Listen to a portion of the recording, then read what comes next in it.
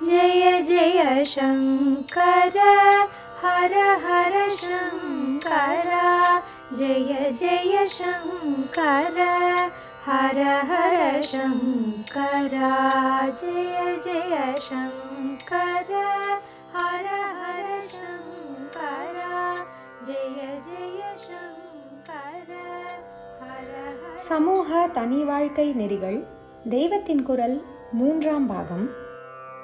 ஆச்சாரமும் ஆகாரமும். உப்பை விலக்குவது. எதெது அவசியம் என்று இருக்கின்றனவோ அவற்றையே ஒவ்வொரு சமயத்தில் தள்ள வேண்டியதாயிருக்கிறது. கிரகஸ்தன் பண்ணியே தீர வேண்டும் என்றிருக்கிற அத்தனை வைதிக கர்மாக்களையுமே ஒரு காலத்தில் தள்ளிவிட்டு சந்நியாசம் வாங்கிக் கொள்ள சொல்லி இருக்கிறது. ஜீவிப்பதற்கு அவசியமான ஆகாரத்தை மந்திரபூர்வமாக புஜிப்பதற்கு வழி சொன்ன சாஸ்திரங்களே ஆகாரத்தை தள்ளிவிட்டு உபவாசம் இருக்க வேண்டிய காலங்களையும் சொல்கிறது. முழுக்க ஆகாரத்தை தள்ளாவிட்டாலும் அதில் இன்னின்ன காலத்தில் இன்னின்ன பதார்த்தங்களை தள்ள வேண்டும் என்று அநேக விதிகளை சொல்லி இருக்கிறது. அதில் சில சொன்னேன். இதில் அலவணம் என்று ஒன்று. சாப்பாட்டில் உப்பு சேர்த்து கொள்ளக்கூடாது என்பதே அலவணம். உப்பில்லா பண்டம் குப்பையிலே என்று ஒரு பக்கம் சொல்லிவிட்டு சில காலத்தில் உப்பு கூடாது என்றும் வைத்திருக்கிறது. உணர்ச்சி வேகத்துக்கு உப்பு காரணம். மானம் ரோஷம் இல்லை, நீ உப்பு போட்டுண்டு தின்றதில்லை என்று கேட்கிறோம் அல்லவா? ரொம்பவும் ஆத்ம மார்க்கத்தில் போகும்போது இந்த மானம் ரோஷம் மற்ற உணர்ச்சி வேகம் எல்லாம் போகத்தான் வேண்டும். அதனால் சந்நியாசி முதலியவர்கள் அலவணமாக சாப்பிட வேண்டும். டாக்டர்கள் ஒரு காரணத்துக்காக உப்பு கூடாது என்றால் சாஸ்திரமும் ஒரு காரணத்துக்காக தள்ளுகிறது. வருண ஜபம் முதலான வேத மந்திர ஜபங்களின் போது ஜபிக்கிறவர்கள் உப்பு சேர்த்து கொண்டால் நிச்சயமாக பலன் கிடைக்காமல் இருப்பதையும், அதுவே அவர்கள் அலவணமாய் இருந்தால் மழை பெய்கிறதையும் இந்த காலத்திலும் நிதர்சனமாக பார்க்கலாம். முருகன் சம்பந்தப்பட்ட செவ்வாய்க்கிழமை, சஷ்டி, கிருத்திகை முதலானவற்றில் குறிப்பாக அலவண நியமம் அனுஷ்டிக்கப்படுகிறது. பதார்த்த சுத்தியில் ஜெனரலாக இருப்பதை தவிர குறிப்பிட்ட காலங்களில் மட்டும் குறிப்பிட்ட பதார்த்தங்கள் விலக்கப்பட்டிருக்கின்றன என்பதற்கு இதெல்லாம் திருஷ்டாந்தம். தன் உணவை தானே செய்து கொள்வது. ஆகாரத்தோடு சம்பந்தப்படுபவர்களின் சுத்தத்தை பற்றியும் சொன்னேன். சம்பந்தப்பட்ட விவசாயி, வியாபாரி ஆகியவர்களின் பரிசுத்தத்தை நாம் கவனிக்க முடியாவிட்டாலும் பண்ணி போடுபவர்களின் தன்மையை அவசியம் கவனிக்க வேண்டும் என்றேன். இதனால்தான் ஹோட்டல் கூடாது, ஹாஸ்டல் கூடாது என்கிறேன். அகத்திலும் கூட தாயாரோ சம்சாரமோ பண்ணி பரிமாறினால் தோஷம் இல்லை என்று வழக்கம் இருந்தாலும் நமக்கு நல்ல ஆத்மாபிவிருத்தி ஏற்பட வேண்டுமானால் சாப்பிடுகிற ஆகாரம் நன்றாக தெய்வ சம்பந்தம் உள்ளதாக இருக்க வேண்டுமாதலால் மற்றவர்கள் எவரும் அப்படி தெய்வ நினைப்போடுதான் சமைத்து போடுவார்கள் என்று நிச்சயமாக வைத்துக்கொள்ள முடியாததை முன்னிட்டு வேறே யாரையும் எதிர்பார்க்காமல் அவரவரும் தன் சாப்பாட்டை தானே தயாரித்து சாப்பிட வேண்டும் என்று முடிவாக உத்தரவு போடத்தான் இத்தனையும் சொன்னேன். ஸ்வயம் பாகம் என்பதாக இதை விசேஷித்து சொல்லியிருக்கிறது. இந்த ஸ்வயம் பாகத்தை தான் இப்போது முக்கியமான டாபிக்காக எடுத்துக்கொள்ளப் போகிறேன். ஸ்வயம் பாகம், புதுப்பாட்டு. ஸ்வயம் பாகம் என்றால் தானே சமைத்து கொள்வது என்று அர்த்தம். பாகம் என்றால் சமையல். பாக்கம் என்று உச்சரிக்க வேண்டும், பாகம் இல்லை. ஸ்வயம் பாக்கத்தை விஷயமாக எடுத்துக்கொண்டதில் நான் வழக்கமாக பாடும் பாட்டுக்கு வித்தியாசமாக பாடப்போகிறேன். வழக்கமான பாட்டு பொம்மநாட்டிகள் காலேஜ், ஆபீஸ் என்று போகாமல் அகத்திலேயே இருந்து சமைத்து போட்டு கொண்டிருக்க வேண்டும் என்பது. இப்போது பாடப்போகிற புதுப்பாட்டு புருஷர்களும் சமைக்க கற்றுக்கொண்டு எல்லாருமே ஸ்வயம்பாகிகளாக வேண்டும் என்பது. அன்னரசத்தில் திவ்ய ரசம். ஸ்வயம்பாக்கத்தை நான் சொல்கிறதற்கு காரணங்கள் பல இருக்கின்றன.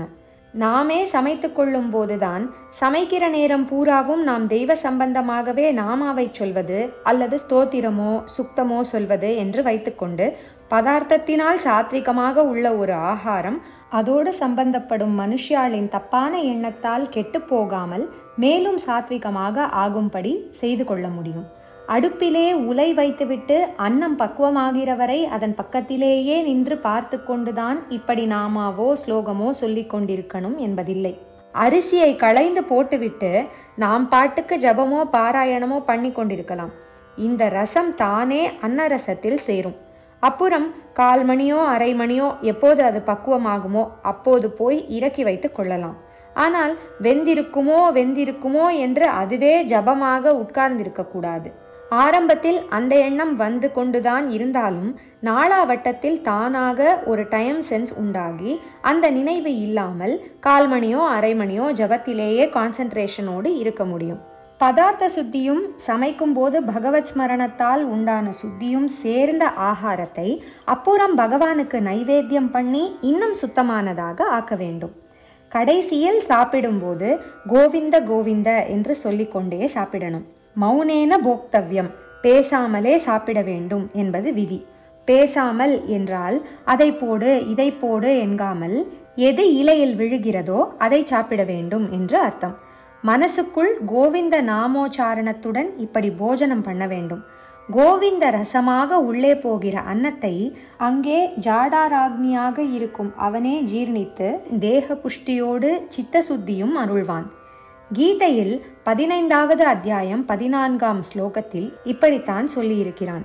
அகம் வைஸ்வானரே பூத்வா பிராணினாம் தேகமாஸ்ரிதः பிராணாபான சமாயுக்தः பஷாம்யன்னம் சதுர்விதம். ஆகாரம் 4 விதமானது. அன்னம் சதுர்விதம். சாதம் போல மென்று சாப்பிடுவது காத்தியம். கருக் முறுக்கென்று வறுவல் மாதிரி சாப்பிடுவது சோஷ்யம். அப்படியே பஞ்சாமிர்தம் போல் பல்லால் கடிக்க அவசியமில்லாமல் விழுங்குவது லேஹ்யம். குடிக்கிறது பேயம். இந்த 4ஐயும் வயிற்றிலே உள்ள வைஸ்வானர அக்னிதான் ஜீரணம் பண்ணுகிறது. 5 பிராணன்களை கொண்டு ஜீரணித்த ஆகாரத்தை வைஸ்வானர சக்தியானது தேகம் பூராவுக்கும் அனுப்புகிறது. அந்த 5இல் பொதுவான சுவாசமான பிராணனையும் கீழே நோக்கி போகிற வாயுவான அபானனையும் இங்கே பிராணாபான என்கிறார். இப்படி பிராணிகளின் தேகத்தில் வைஸ்வானரனாக இருப்பது நான் தாண்டா என்கிறார். பிராணாகுதி என்று வேத மந்திர அதிகாரமுள்ள எல்லோரும் சாப்பிடுவதற்கு முந்தி அன்னத்தை சுற்றியும் அதன் மேலேயும் தீர்த்தத்தை தெளித்து வியாகிருதிகளாலும் காயத்ரியாலும் அதை சுத்தி செய்த பிறகு இந்த பஞ்ச பிராணன்களுக்குத்தான் ஆகுதி பண்ணுகிறார்கள். வெளியிலே அக்னி மூட்டி ஹவிஸை ஆகுதி கொடுப்பது மாதிரி சாப்பிடுவதையும் உள்ளே இருக்கிற அக்னிக்கு ஒரு குட்டி யஜ்ஞமாகவே வேதம் கொடுத்திருக்கிறது. நமக்கு உள்ளே இருக்கிற ஈஸ்வர சக்திதான் இந்த வேளை இந்த ஆகாரம் நமக்கு லபிக்கும்படியாக அனுகிரகம் பண்ணி இருக்கிறது என்ற நினைப்போடு இது நம் உடம்பில் ஒட்டும்படியாகவும் சித்தத்தை சுத்தம் பண்ணும்படியாகவும் அதுதான் அருள் புரிய வேண்டும் என்று பிரார்த்திக்கணும் என்பதே தாத்பரியம். நைவேத்தியமாவது ஈஸ்வரனுக்கு. அந்த அன்னமும் ஈஸ்வரன்தான், அது விழும் அக்னியும் அவனே. இந்த ஆகுதி பண்ணுகிறானே, அதாவது சாப்பிடுகிறானே, இவனும் ஈஸ்வரன்தான். இதனால் அடைகிற லட்சியமும் அவனேதான். பிரம்மார்ப்பணம் பிரம்மஹவிர் பிரம்மாக்னௌ பிரம்மணாஹுதம் பிரம்மைவதேன கந்தவ்யம் பிரம்ம கர்ம சமாதினா என்று சாப்பாட்டு விஷயத்தை பூரா திவ்ய ரசத்தில் கரைத்து விட வேண்டும். தானே சமைத்து கொள்வது என்கிற போது வேலையை குறைத்து கொள்ள வேண்டும் என்று இருக்குமாதலால் பல தினசு வியஜனங்களை பண்ணிக்கொள்ள தோன்றாது. அதாவது நாக்கு ருசிக்காக அமித போஜனம் பண்ணி சித்த சுத்தியை கெடுத்து கொள்ளாமல் இருப்போம். பகவத் சம்பந்தப்படுத்தி நாமாவோடு சமைப்பது நிவேதனம் பண்ணுவது என்கிற போது மாம்சாதிகளையும் மற்ற ராஜச தாமச ஆகாராதிகளையும் பண்ணவே தோன்றாது.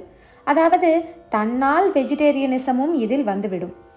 அந்நிய பதார்த்தங்கள் பக்குவமாவதற்கு நிறைய டைம் பிடிக்குமாதலால் தானே சமைத்து கொள்கிறவனுக்கு அது வேண்டாம் என்று தோன்றிவிடும். தர்ம சாஸ்திரத்தில் அஹிம்சை சொல்லி இருக்கிறது, யோக சாஸ்திரத்திலும் அதையே சொல்லி இருக்கிறது என்பதற்காகவெல்லாம் கூட அதை பின்பற்ற முடியாவிட்டாலும் தனக்கு டைம் சேவ் ஆகிறதே, வேலை சேவ் ஆகிறதே என்பதனாலேயே ஸ்வயம்பாக்க நியமத்தில் வெஜிடேரியனிசம் அனுஷ்டானத்துக்கு வந்துவிடும். எப்படி வந்தால் என்ன? அப்புறம் இதுவே தர்மசாஸ்திரத்தில் சொல்லி இருக்கிற புண்ணியத்தையும் யோக சாஸ்திரத்தில் சொல்லி இருக்கிற சித்த சுத்தியையும் கொடுத்துவிடும். ஆகார தினசுகள் ஸ்வயம்பாக்கத்தில் குறைந்து விடுகின்றன என்பதாலேயே செலவும் குறைந்துவிடும். அதாவது எக்கானமிக்கு எக்கானமி. இன்னொருத்தர் சமைத்து போடுகிற போது நாக்கை தீட்டி வைத்து கொண்டு இது உப்பு அது உரைப்பு என்று நோனாவட்டம் சொல்ல தோன்றுகிறது. இதில் நமக்கு அதிருப்தி, பண்ணினவர்களுக்கும் மனக்லேசம். நாமே செய்து கொண்டால் அந்த சமையல் எப்படி இருந்தாலும் தேவாமிர்தமாக தோன்றும். சாப்பிடுகிற வேளையில் எரி பிரி என்றில்லாமல் சந்தோஷமாக திருப்தியாக இருக்கும். ஆகாரம் இதனாலேயே உடம்பில் ஒட்டி சித்தத்திலும் நல்லதை பண்ணும். பிரத்தியாருடைய மனோபாவம், பர்சனல் மேக்னட்டிசம், ஆரா என்றெல்லாம் பாராசைக்காலஜிக்காரர்களும் சொல்கிற சக்தி சாப்பாட்டின் வழியாக பாய்ந்து ஒருத்தனுடைய ஆராவை பாதிக்காமல் அவனவனும் தன் கையாலேயே பொங்கி போட்டு கொண்டு தன் உள்பான்மையை காப்பாற்றிக் கொள்ள ஸ்வயம்பாகமே உதவி செய்கிறது. இப்படி பல விதத்தில் நன்மை ஏற்படுகிறது. மேல் ஜாதி கீழ் ஜாதி, என்ன ஜாதி யார் சமைத்ததை சாப்பிடலாம் சாப்பிடக்கூடாது என்கிற பேச்சுக்கும் அப்போது இடம் இல்லாமல் ஆகிவிடும். எந்த ஜாதிக்காரன் ஆனாலும் அவனவனும் தன் கையாலேயே பொங்கி போட்டுக் கொள்வது, சொந்த மனுஷியாள் பத்தினியோ மாதாவோ சமைத்தால் கூட சாப்பிடுவதில்லை என்று நியமம் வைத்து கொண்டு விட்ட பின் மற்றவர்களில் யார் பண்ணி போட்டால் சாப்பிடலாம் அல்லது சாப்பிடக்கூடாது என்ற கேள்விக்கே இடமில்லையோல்யோ. ஜெய ஜெய சங்கர, ஹரஹர சங்கர, மகா பெரியவா சரணம். जय जय शंकर हर हर शंकर, जय जय शंकर हर हर शंकर, जय जय शंकर हर हर शंकर.